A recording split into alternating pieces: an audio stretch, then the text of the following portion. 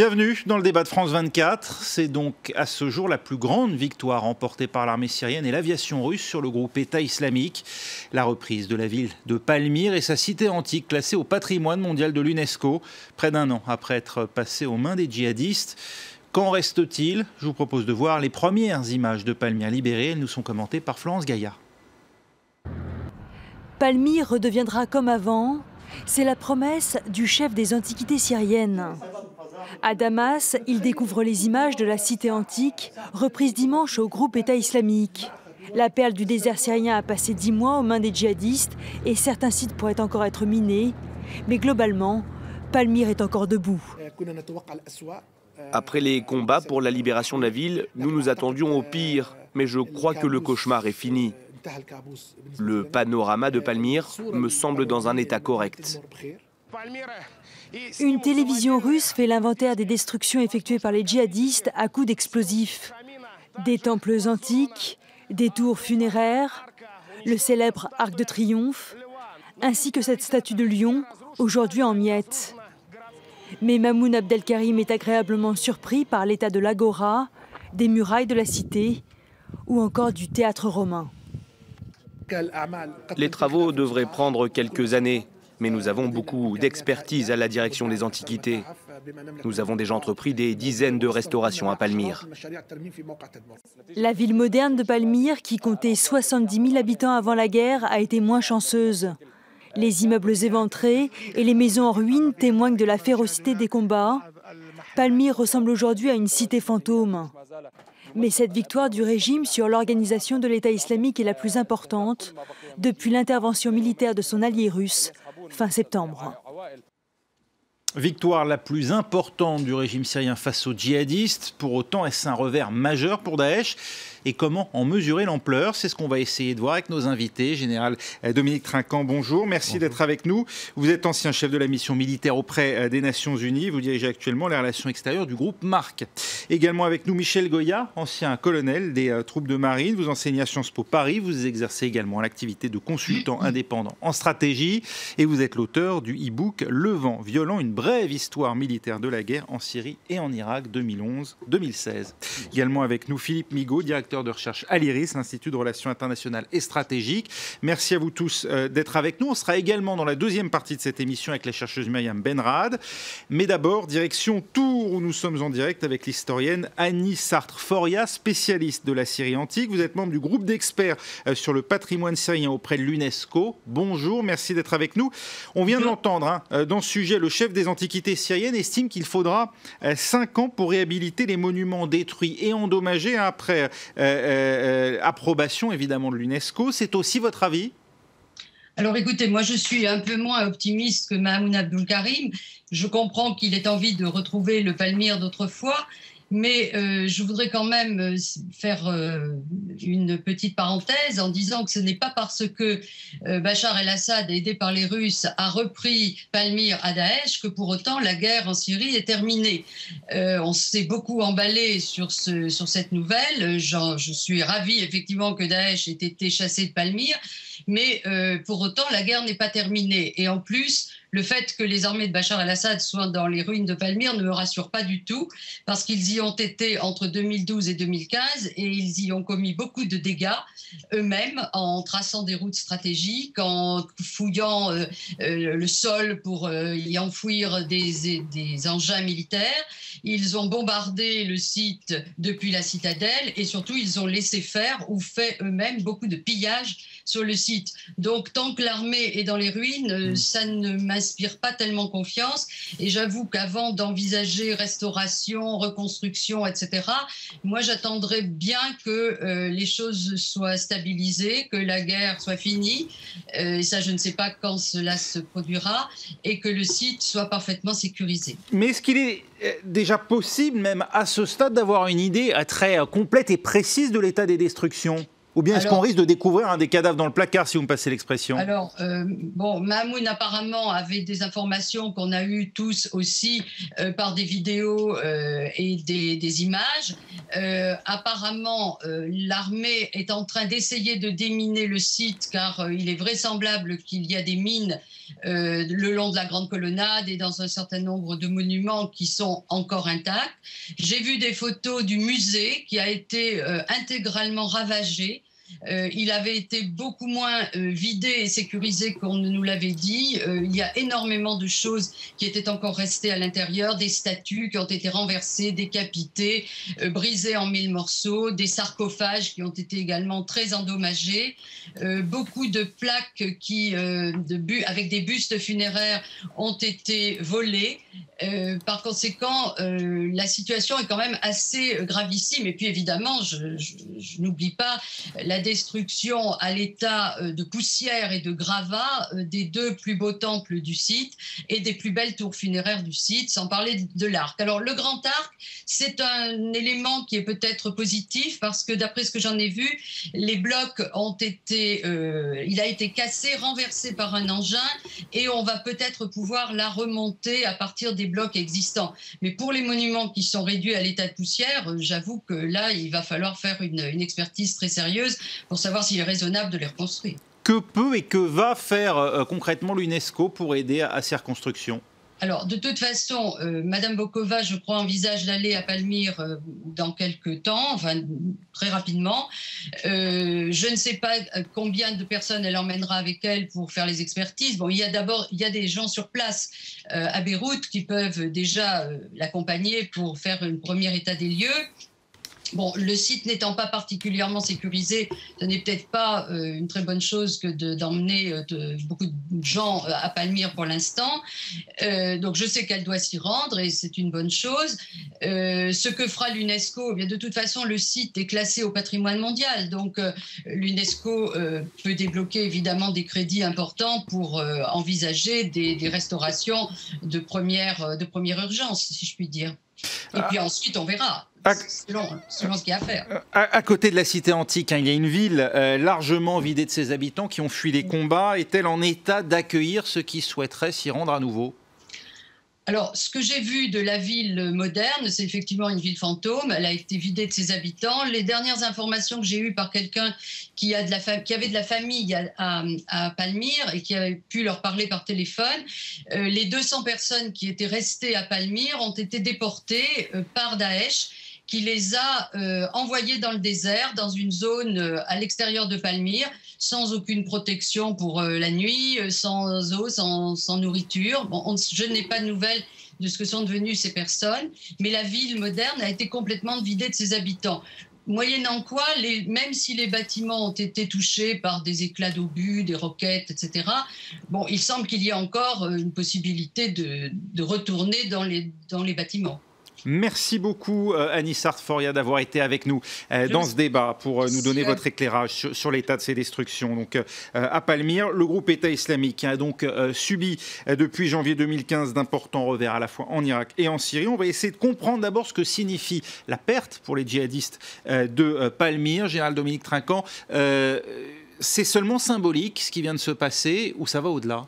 Non, ça n'est pas seulement symbolique. Souvenons-nous de la chute de Palmyre, dont on a dit au moment où Palmyre est tombé que probablement l'armée syrienne ne l'avait pas bien défendue exprès. Bon, c'était quand même l'ouverture de la route d'Homs et de Damas. Donc la reprise de Palmyre, c'est clairement que la route d'Homs est fermée maintenant et que la route vers l'Irak et vers Raqqa, vers le nord, est ouverte. Donc c'est clairement un échec pour les djihadistes.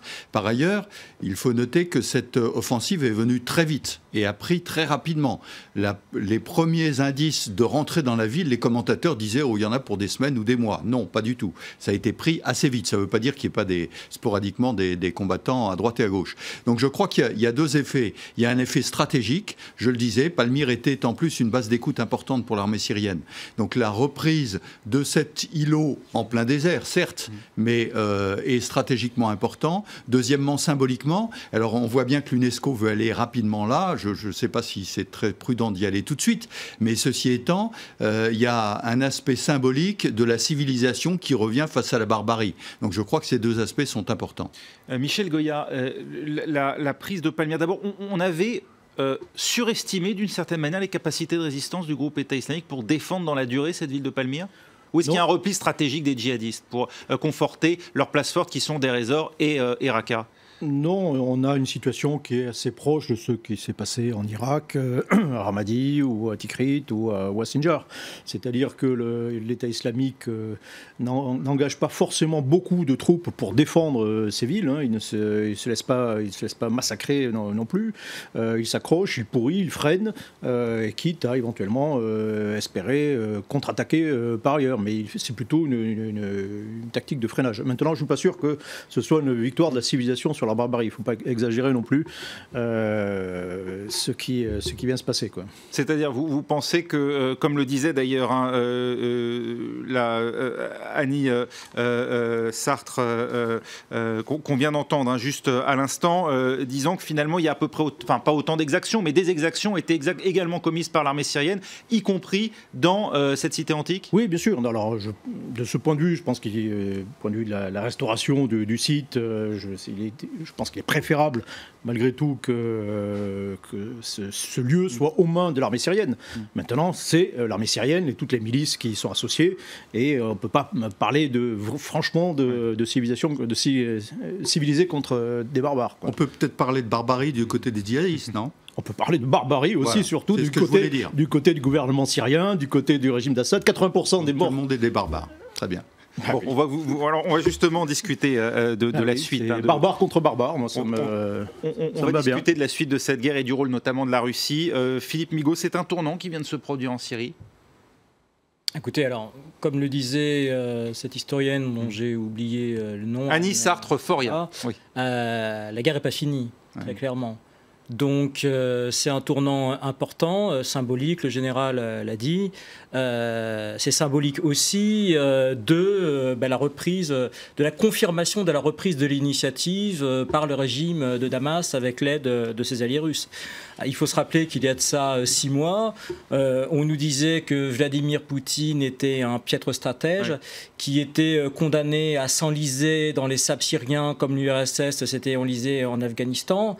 La Russie, elle, avait dit qu'elle venait pour frapper vite, fort et ne pas rester longtemps. Eh bien, aujourd'hui, on voit très clairement que les résultats sont là. Et on nous disait également que ni les Russes ni Damas ne s'intéressaient réellement à la menace du groupe État islamique. Alors pourquoi ont-ils choisi de frapper Palmyre? Est-ce que ça prouve qu'on s'est trompé ou bien au contraire, il y a eu un changement de pied pour des volontés d'affichage éventuellement, Dominique Trinquant? Non, je pense que vous avez parfaitement raison de souligner, la stratégie russe est la seule qui fonctionne en Syrie. Il y avait un gouvernement syrien, un gouvernement syrien qui était aux abois. Damas allait tomber. On va voir d'ailleurs pendant que vous parlez la carte qui montre effectivement le terrain perdu par Daesh ces derniers mois. Damas allait tomber.